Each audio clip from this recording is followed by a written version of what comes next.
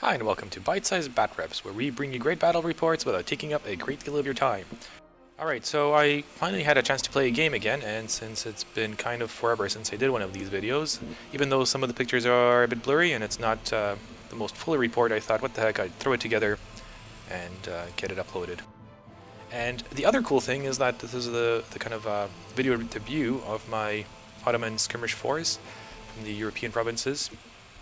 It's not quite 100% done, but there's enough of them on there that I wanted to put them on the table. And it's facing off against the Swedes, which is kind of funny because obviously there's a lot of skirmish forces from the Swedes on this channel, but this time they're on the other side. But it is the General Horn build, which is kind of cool. So it's one of the new armies skirmish forces. Alright, diving right into it, let's look at the scenario. So the scenario is delay the enemy with the two hills. And the Ottomans, my skirmish force is 9 points, so it's weaker than the General Horn, I think 12 points. And so I ended up with the scenario, and also ended up rolling Chaos, which will affect this unit, and they'll end up withdrawing, panicked.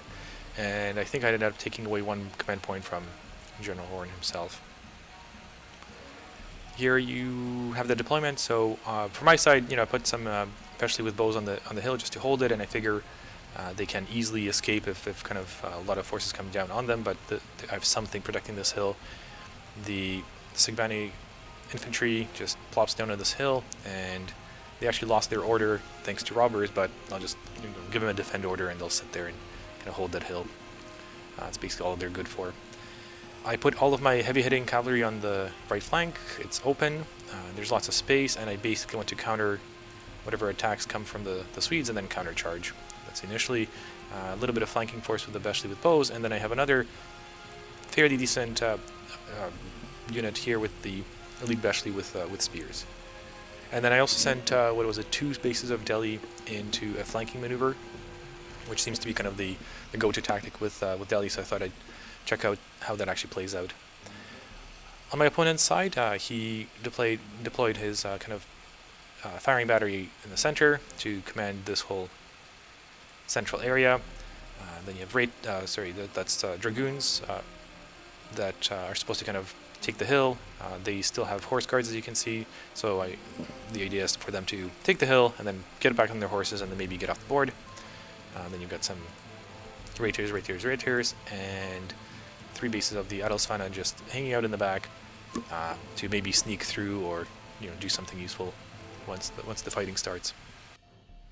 Let's go down the line. So I get my elite Beshley, which are proxied in this version of the army, but that's fine. Don't look at them too closely.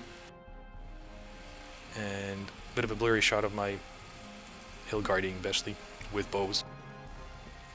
And the killing field. So in this wheat field, which will prevent my cavalry from getting their impetus. You've got the musketeers and the 2 guns, which basically anything here will just get shot up with lots of canister fire. Alright, turn 1 gets going, and what I decided to do is not the typical Ottoman thing, which is charge turn 1. I thought I'd just move up a little bit and see what my opponent does. So I moved up my cavalry, formed a line. The light cav can now kind of skirmish around. These guys move up, and I decided to start rolling for my flanking Delhi on turn 1, because even though I didn't really want them to come onto the board in turn 1, I figured that with the randomness, you might as well start early just in case they never show up. So I ended up passing the test, and they actually showed up, and I had to place them here. So this is where my opponent played really well with the deployment, because the way he guarded the flanks, there was nowhere else I could put them that made sense. So the flanking maneuver was basically flanking to my front, which is kind of funny. So it's like they got sent far, far away to go there. Oh, there you guys are. Oh, right. Great flanking. So they show up here. A bit of a closer shot. And the other side. So my 2 walls of cavalry, 1 with lances, 1 without, and the flankers. Oh yes, I'm the commanding position from the hill.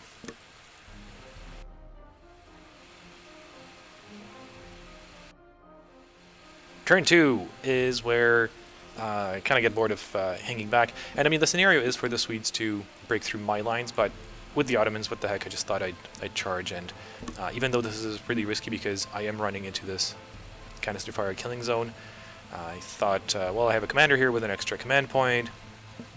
Hopefully both units won't fail, so let's see what these guys can do. So I'm going to charge through this way with my lances, this way with my regular guys. And actually the elite, especially with the spears, will charge up as well, because I got lucky enough that these guys did not rally. So my left flank is only opposed by these 4 regular raiders, and these other 2 guys are hanging back.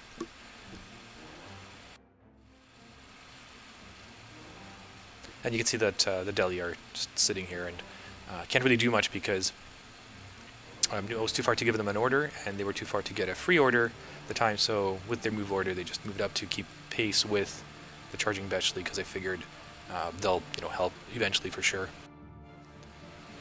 And the right side. Alright, and here's where it gets interesting. So both cannons open fire, and this one rains death and destruction into my Sipahi without lances, the regular guys. And they take 2 wounds, and I boost their morale test because I want them to pass, and they still fail. So they were here, they get disorganized, and they withdraw, and they sit back, and yeah. But the good news is, on the left side, these guys totally passed like champs. They're not too concerned about these couple of these wounds, and they're going to keep going forward like a steamroller. So super excited at that point.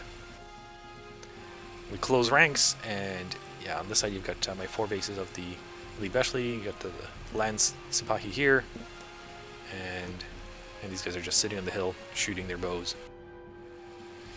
Alright, on the left side, this fight goes really well for me. The Swedes kind of whiffed their shots somewhat, so they only did 2 wounds, so they didn't manage to kill a base. Meanwhile, I actually ended up killing a base, and so they lose, withdraw disorganized, and they pursue them, and they'll lose again and break and flee this way. So that flank for the Swedes basically collapsed. And on the other side, similarly, these guys with lances, Swedes also did quite poorly. They did end up killing 1 base, but I ended up smoking a base as well. Won the combat. They actually failed the morale test horribly, and they fled, and so I was able to pursue into the cannon and destroy it in the second round of combat. So these guys broke through the Swedish lines, and now they're kind of behind the enemy lines. And of course on the right side, these guys aren't doing much.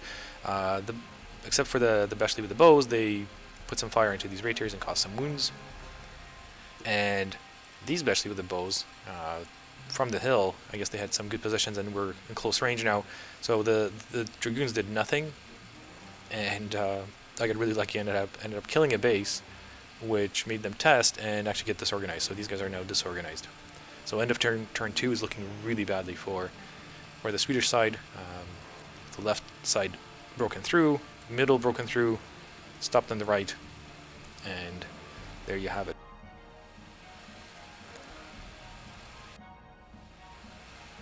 And yeah, one more shot on the right side so you can see these guys getting bowed by my Bechley from the forest. Alright, turn 3, just kind of jumping straight into it. So the Swedes went first, and my opponent did something interesting where he declared a charge with his musketeers. I don't know if you remember, they were here, so, or actually, I guess here. So they charged my Bechley, which were here, and did this, and I could just barely see them, so I could countercharge, and so I turned this way. And I think we actually haven't made contact yet, just because it was a long wheel. I ended up not quite, I think, connecting yet. And on this side, the raiders that were here charged down into my Bechley in the forest. My Sipahi rallied at the beginning of the turn, so I gave him a charge order as well, and not countercharged, they just basically charged into the Swedish raiders. So these guys are now fighting both units.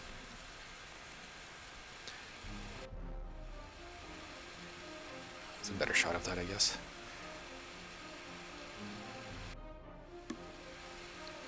Okay, in the top view, so on the left side, Delhi move up.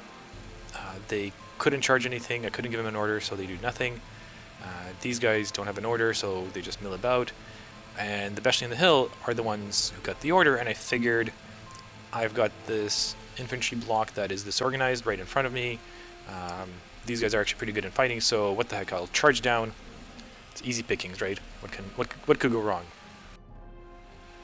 Well, it turns out lots can go wrong, actually, so this is really funny. So the Beshley were here, right, all ready to like roll up these poor musketeers who are bravely fighting. Cannon turns around, canister shots bang straight into them, and causes a wound, and these guys roll a 10 for their morale test, then just break and flee. And these musketeers are super happy because they get to live another day, but that was pretty funny. So they go, charge, run. And to make things worse, they actually bounce into these dragoons, so they end up losing another base, and I think I'm left with 3 bases out of the initial 6 for this now broken unit. Now in this combat, this is hilarious too, we both completely whiff, so neither side does anything to the other one, and you know, I'm light cavalry, so you know, I get the negative for that modifier versus the poor tactical discipline, and you know, numerical superiority down the hill, and there you go, then we tie. And so I end up bouncing back onto the hill, and the dragoons stay there. That's pretty funny. Run down, run back up, and the Delhi just move up and basically threaten this side. All right, this is where the last chance for the Swedes to kind of turn this game around. So the Raiders connect here, and unfortunately they are fighting a lot of my bases. And even though these guys, the Sipahi, didn't get an impetus this turn because it was too short of a charge, there's just a lot of them.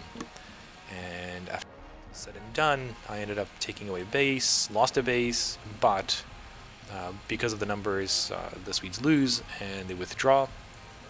Not broken, just withdraw. I pursue and catch them, obviously, and they lose another base.